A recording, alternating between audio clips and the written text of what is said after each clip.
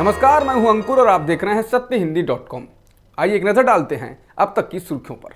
रूस के राष्ट्रपति व्लादिमीर पुतिन ने यूक्रेन में सैन्य कार्रवाई करने की घोषणा कर दी है। न्यूज एजेंसी एएफपी ने खबर दी है।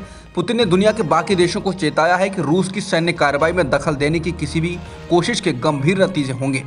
पुतिन के ऐलान के बाद यूक्रेन की राजधानी कीव के मुख्य हवाई अड्डे के पास गोलियां चलने की आवाज सुनाई दी। उधर यूक्रेन ने अपने देश में आपातकाल घोषित कर दिया है और इस संकट के बढ़ने के बाद संयुक्त राष्ट्र सुरक्षा परिषद की बैठक भी इस मामले में हो रही है। पुतिन ने कहा कि रूस और यूक्रेन के बीच अब युद्ध को टाला नहीं जा सकता। उन्होंने यूक्रेन के सैन्य बलों से कहा कि वो अपने हथियार छोड़ दें और घर चले जाएं।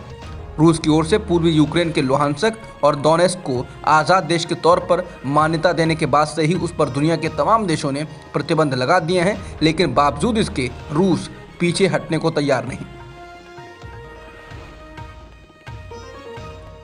पुतिन द्वारा सैन्य ऑपरेशन की घोषणा के बाद कीव, खार्किव और यूक्रेन के अन्य इलाकों में बड़े विस्फोटों की आवाज सुनी गई है। इसके अलावा समाचार एजेंसी एएफपी और स्पेक्टेटर इंडेक्स का कहना है कि यूक्रेन के ओडेसा में ब्लैक सी के पोर्ट पर विस्फोट हुआ है, जिसके बाद रूसी सैनिक ओडेसा में हैं और कीव हवाई अड्डे को खाली किया जा रहा है।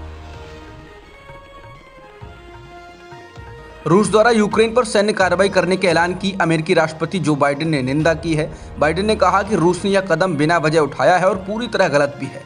बाइडेन ने कहा कि रूस इस युद्ध के कारण होने वाली मौतों और तबाही के लिए अकेले जिम्मेदार होगा। उन्होंने कहा है कि अमेरिका और उसके सहयोगी देश इसका एकजुट होकर जवाब देंगे। बाइडेन ने कहा कि व्लादिमीर पुतिन ने युद्ध का रास्ता चुना है और इससे बहुत ज़्यादा नुकसान होगा। वहीं पुतिन ने दुनिया के बाकी देशों को चेताया है कि रूस की सैन्य कार्रवाई में दखल देने की किसी भी कोशिश के गंभीर नतीजे होंगे। रूस के साथ तनाव के माहौल के बीच यूक्रेन ने आपातकाल घोषित कर दिया है और रूस में रह रहे अपने नागरिकों से कहा है कि वो तुरंत इस मुल्क को छोड़ दें। दूसरी ओर संयुक्त राष्ट्र सुरक्षा परिषद की आपात बैठक भी इस मामले में बुलाई गई है। रूस ने भी कीव में अपने दूतावास को खाली करने का आदेश दे दिया है। दोनों देशों की सीमा पर बड़ी संख्या में सैनिकों और युद्ध के साजो सामान का जमावड़ा लग चुका है। यूक्रेन की ओर से 30 दिन का आपातकाल घोषित किया गया है और जरूरत पड़ने पर इसे आगे भी बढ़ाया जा सकता है। आपातकाल के ऐलान के बाद यूक्रेन की सरकार तमाम तरह के कड़े फैसले ले सकती है। सरकार ने सैन्य बलों से भी कहा है कि वो सभी पूरी तरह से तैयार रहें। रूस समर्थित यूक्रेन के अलगाववादी नेता डेनिस पुशलिसन ने कहा कि यूक्रेन की सेना को इन अलगाववादी क्षेत्रों से वापस चले जाना चाहिए, अपने साथ अपने हथियारों को भी ले जाना चाहिए। अलगाववादी नेता ने कहा कि जिस तरह के हालात बन गए हैं उसमें सबसे अच्छा विकल्प यही है कि यूक्रेन की सेना इन क्षेत्रों को छोड़कर चली जाए। रूस के ऐलान के बाद संयुक्त राष्ट्र सुरक्षा परिषद की आपातकालीन बैठक बुलाई गई। इस बैठक में भारत के स्थायी प्रतिनिधि टीएस त्रिमूर्ति ने अपनी बात को दोहराते हुए कहा है कि तत्काल तनाव कम करने की जरूरत है। उन्होंने कहा कि 2 दिन पहले ही सुरक्षा परिषद में यूक्रेन की स्थिति पर बात हुई थी और भारत ने तत्काल तनाव कम करने और डिप्लोमेसी के जरिए सभी मुद्दों के समाधान की बात कही थी, लेकिन अफसोस है कि अंतर्राष्ट्रीय समुदाय की तनाव कम करने की कोशिशों को समय देने की मांग को सुना नहीं गया। हालात खतरनाक हैं और गहरे संकट की ओर बढ़ रहे हैं। रूस ने जहां यूक्रेन के खिलाफ सैन्य हमला करने का ऐलान कर दिया है, ऐसे समय में पाकिस्तान के प्रधानमंत्री इमरान खान रूस के दौरे पर हैं।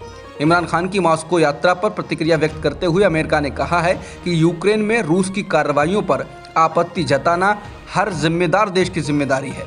अमेरिकी विदेश विभाग के प्रवक्ता नेड प्राइस ने कहा कि अमेरिका ने यूक्रेन की स्थिति पर पाकिस्तान को अपनी स्थिति से अवगत करा दिया है। बता दें, पाकिस्तानी प्रधानमंत्री इमरान खान बुधवार को राष्ट्रपति व्लादिमीर पुतिन से मिलने और आर्थिक सहयोग सहित मुद्दों पर चर्चा के लिए मॉस्को के लिए रवाना हुए। रूस द्वारा यूक्रेन में सैन्य अभियान की घोषणा के बाद निवेशकों के सतर्क होने से गुरुवार को भारतीय शेयर बाजार में भारी गिरावट आई। सुबह 9 बजे तक सेंसेक्स 1458 अंक यानी कि 2.55% गिरकर 55,774 पर आ गया। वहीं 10 बजे के आसपास 1884 तक गिर गया। वहीं निफ्टी 541 से अधिक गिर गया। इसके अलावा एशियाई शेयर बाजारों में भी गिरावट आई है। रूसी राष्ट्रपति व्लादिमीर पुतिन द्वारा यूक्रेन के खिलाफ युद्ध की घोषणा के साथ ही अंतर्राष्ट्रीय बाजार में क्रूड ऑयल $100 प्रति बैरल के निशान को पार कर गया। शुरुआती एशिया व्यापार में ब्रेंट क्रूड $101.34 प्रति बैरल के उच्च स्तर पर पहुंच गया है, जो सितंबर 2014 के बाद सबसे अधिक है। महाराष्ट्र सरकार में मंत्री नवाब मलिक को ईडी ने लगभग 8 घंटे की पूछताछ के बाद गिरफ्तार कर लिया। उन्हें इसके बाद उन्हें इसके बाद अदालत में पेश किया गया, जहां से उन्हें 3 मार्च तक ईडी की हिरासत में भेज दिया गया। ईडी का कहना है कि नवाब मलिक को प्रवर्तन निदेशालय ने मनी लॉन्ड्रिंग के मामले में गिरफ्तार किया है। बताया जा रहा है कि प्रवर्तन निदेशालय की जांच में ये सामने आया है कि नवाब मलिक ने दाऊद इब्राहिम के करीबी से करोड़ों रुपए की जमीन को काफ़ी सस्ते दामों में खरीद लिया था, जिसके बाद ईडी ने उन पर शिकंजा कसा। हालांकि इसको बदले की कार्रवाई भी बताया जा रहा है और विपक्ष बीजेपी की केंद्र सरकार पर हमलावर है।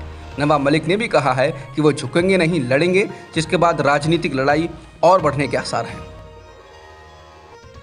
ईडी द्वारा नवाब मलिक को गिरफ्तार किए जाने के तुरंत बाद सत्ताधारी गठबंधन सहयोगी शिवसेना, कांग्रेस और एनसीपी में हड़कंप मच गया और इसके बाद महाविकास अघाड़ी सरकार चला रही पार्टियों ने यह भी फैसला किया कि महाराष्ट्र विकास अघाड़ी सरकार मलिक की गिरफ्तारी के बावजूद उनका इस्तीफा नहीं मांगेगी। इसके साथ ही शिवसेना, कांग्रेस, एनसीपी बीजेपी के खिलाफ आज से विरोध प्रदर्शन करेंगी। एनसीपी के वरिष्ठ नेता और मंत्री छगन भुजबल ने मलिक की गिरफ्तारी को दुर्भाग्यपूर्ण बताया और कहा कि एमवीए गुरुवार से विरोध प्रदर्शन करेगी। उन्होंने कहा कि हम सभी कानूनी रूप से लड़ाई लड़ेंगे और लोगों के पास भी जाएंगे। उन्होंने कहा कि हम मंत्री के रूप में कल सुबह 10 बजे मंत्रालय के पास महात्मा गांधी की प्रतिमा पर विरोध प्रदर्शन करेंगे। इसके अलावा शुक्रवार से राज्य भर के सभी तालुका, शहर और जिला स्तरों पर शांतिपूर्ण आंदोलन और विरोध प्रदर्शन किया जाएगा। भुजबल ने आगे कहा कि मलिक को इस्तीफा देने के लिए नहीं कहा जाएगा क्योंकि आरोप अभी तक साबित नहीं हुए हैं। अब तक की खबरों में इतना ही। बाकी खबरों के लिए बने रहिए सत्यहिंदी.com के साथ। सत्य हिंदी का ऐप डाउनलोड करें गूगल प्ले स्टोर पर।